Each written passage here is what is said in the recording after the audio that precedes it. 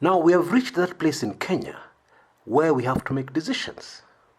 As the people of Kenya, we have to make decisions about our future and the future mostly of our children and great-grandchildren. And the good news is that it has become very clear to the vast majority of Kenyans what the problem in our country is. And the biggest problem we have is clearly something called corruption. It is not ideas of job creation. It is not ideas of setting up industries and factories. It is not development and building our economy. It isn't. Because all those things will be undermined. All those things can never work. All those things will always be shortchanged by something called corruption. And clearly, this is the reason why, just a handful of decades ago, we're on the same level with countries like Singapore, which today we'll probably never catch up with. The difference is something called corruption. Most Kenyans see very clearly the truth. And what is the truth?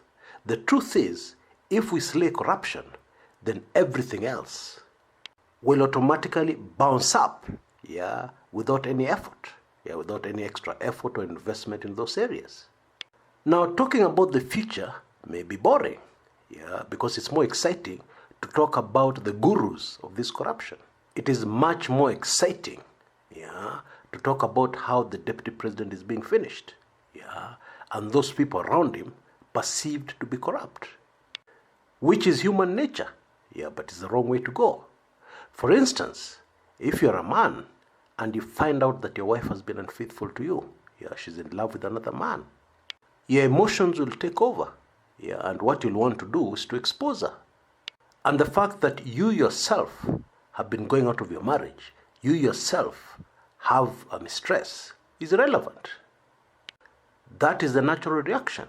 But if you're wise, you'll focus on the future. You'll focus on your children. You'll focus on the best way forward. And so, we as Kenyans need to focus on the best way forward. Now, this best way forward came out very clearly during the Point Blank show with John Githongo. In Bwana Githongo's expert view, we have to take him very seriously, because he understands corruption. He has been bang in the middle of a government where corruption forced him out. In Bwana Githongo's view, the current noble fight against corruption is not going to go very far. Why? Because, in Bwana Githongo's words, although we have the infrastructure to fight corruption, actually the best in Africa, according to him, the issue is not the institutions. The issue is not the DPP and the DCI who are doing a great job. The issue will always come back to politics. Politics and cartels. And very important, this is what I got and I believe it is very crucial. You see, a president has those who are close to him.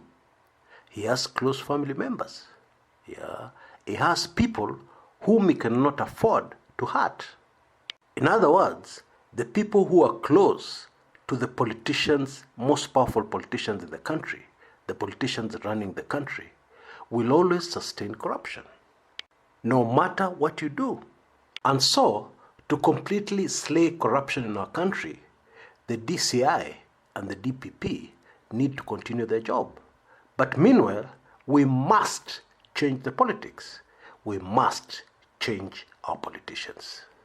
And that is where we as Kenyans need to focus. We have gotten into this mess because in the past, we have elected our presidents based on tribal arithmetic. Going forward, we need to elect our president based on track record. And obviously, the first question we need to ask is, as a country, what do we need right now in a president? Let me give you a simple example so that we all understand this. You have a small company, a business you've started. You're working somewhere else and you're running this company. And you want to employ a manager, okay? And therefore you look at various candidates. But what you're looking for is you're looking for a manager who is strong, on marketing and sales. Why? Because your company has been suffering from lack of sales. Yeah, you're not managing to sell whatever it is you're selling. Sales are very low. So you could employ a manager who's very good in administration and finance, but that's not what your company needs right now. Because although administration and finance is critical in any business, what you're looking for is a manager who can sell. Because common sense tells you there'll be no finance, accounting, and administration to do if there are no sales coming in. And so if we're to look at Kenya like a business, what do we need right now? We need somebody to completely finish, dismantle, take care of corruption. Now, predictably, somewhere down the road, somebody will realize this, and they'll put up a very smart campaign of how they can fight corruption. And I can bet you they'll be the least qualified person to fight that corruption. So what we actually need is somebody with a track record. Yeah, somebody who has already done something, yeah, against corruption. And this is the reason why I would strongly consider a man called John Githongo as a very good presidential candidate, yeah, to be the next president of the Republic of Kenya. His qualifications? Well, he was appointed as a PS by the Mwai Kibaki government. President Kibaki was very serious about fighting corruption. But Bwana Githongo very quickly realized that corruption is so much a part of governments in Kenya, so much so that it cannot be fought. Yeah, and therefore people advised him, you cannot do these things overnight. Therefore, Bwana Githongo, relax. It's your turn to eat. Yeah, do one or two corrupt deals here and there. Don't do anybody any harm. Yeah, as you look around on how you can help Kenya deal with corruption long term. Be a part of the system so that you can effectively fight the system in future. He was told that is the only way it can work. And by the way, we're not talking small money. Bwana Githongo would have made a huge fortune for himself. But not only did this great Kenyan say no, yeah, he had to run for his life. He had to go into exile outside the country. The long and short of what I'm saying is that this is the man who has got the best credentials for fighting corruption. And therefore, if we are concerned about picking the best man for the job, this is our man, clearly.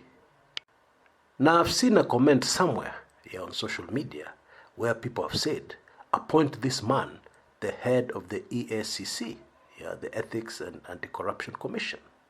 Well, the truth is, you'll be putting him back exactly where he was under Kibaki, yeah, in a position where he's trying to fight corruption in a rotten system, with powerful political bosses who can overrule him above him, or who can frustrate him above him. To me, that doesn't make any sense. What makes sense is putting him in a position where the buck stops at his table. Yeah, there's nobody else he can accuse of. There's nobody else he can refer to. And that is the presidency. Now, I'm not naive, yeah, and I also believe I'm not politically naive.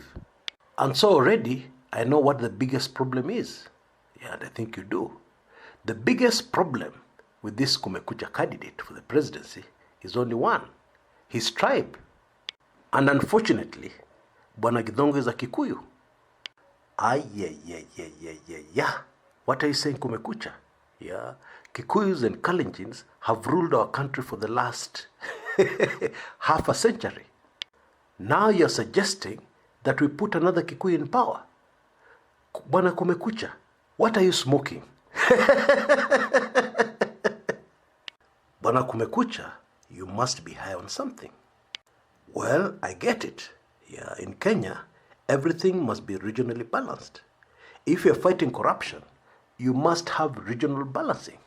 You cannot arrest 5 guilty Kalenjins, yeah, and fail to balance it by arresting some high-profile Kikuyus for regional balancing and some high-profile Luos for regional balancing.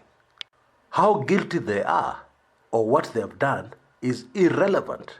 Yeah, we are balancing things in Kenya regionally so that it doesn't look like we're fighting one tribe. And so, in the same way, there's no way you can have another Kikuyu president. No way, forget it.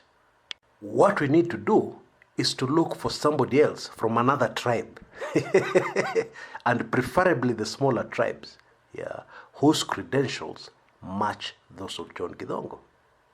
Well, there isn't. And don't get me wrong, we are not talking about character here. We are talking about something called a track record. You cannot get employment in a company, yeah, by being the most convincing that you're a very good sales and marketing person. A company won't buy that. They'll be looking for something called a track record. Yeah, what are your past experiences? What have you done in the past that prove, yeah, that you have these credentials? Now, we have a lot of people in Kenya. We have a lot of talent, granted, from very many different tribes. But who else has a track record to match that of John Githongo in fighting corruption? Because my personal conviction is that if we are to destroy tribalism in Kenya completely, then we need to even stop asking what tribe a person belongs to and focus on what they can do for our country. And so if you're the best person for a job, yeah, you're really the best person and you've got a track record for a job, so be it. Who cares if you're a Kikuyu?